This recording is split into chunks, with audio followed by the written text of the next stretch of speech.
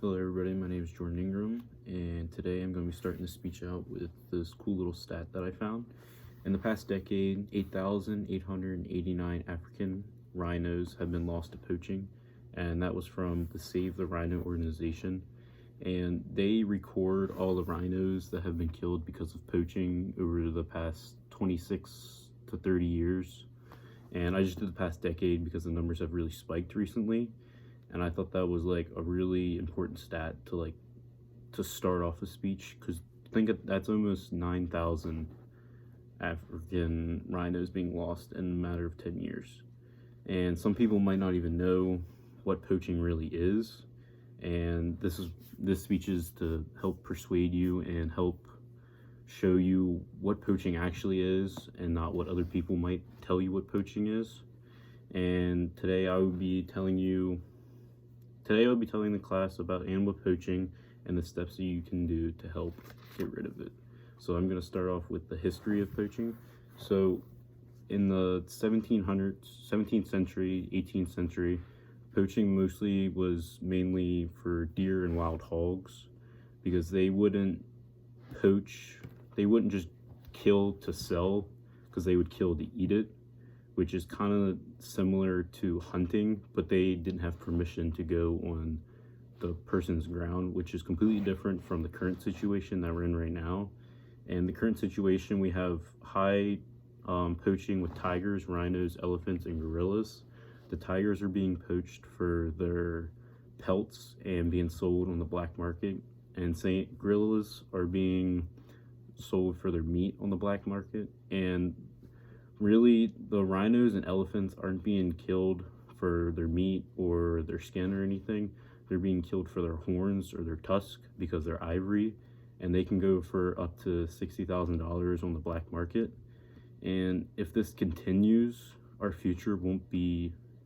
what everybody expects, because with overpoaching, you can actually cause for species to be completely eliminated and extinct. And that's kind of what we're seeing with the rhinos right now, because the rhinos are slowly going away, and nobody really knows, other than the couple scientists or game wardens that are working in South Africa, to see that kind of stuff. And if it continues, we won't have the tigers or the other gorillas, and then we'll be out many species. Next, you have what people don't know is the difference between poaching and hunting. So poaching is when you go onto another person's property or land and you kill an animal, and either you only use parts of the animal or you use all of the animal, but you kill it illegally. So like, you don't have permission, you don't have a license, you don't have anything. The landowner didn't tell you can come kill or hunt on their property, which normally people don't allow people if they know that what they're doing, they won't do it. But hunting is a very safe and legal way, and hunting, usually people hunt to use all of it, or if they don't, like I know in safaris in South Africa, they use whatever they kill on their trip, they give it to local villages, and they help out the villages instead of taking it back and just wasting it back in the US or something. And hunting is also game, so like, people don't just kill to kill like poachers do, and hunting is much better and much safer than poaching. And a couple solutions that can be brought to the government's attention, or just the groups that are trying to work with the poachers and like try to get them out and like prevent this from happening, is like to reinforce the laws and make it punishable. So like, if somebody gets caught poaching, you can send them to jail, or sometimes even if the poacher is like violent and stuff, and the cops and the game wardens and all them people get involved, that they can actually, if an actual like violence breaks out and somebody has to like actually open fire, which that has happened before and has been recorded, that poachers have been shot by the cops, and that cops have been shot by the poachers, because I mean they're just trying to protect what they've worked hard for, but so are the cops.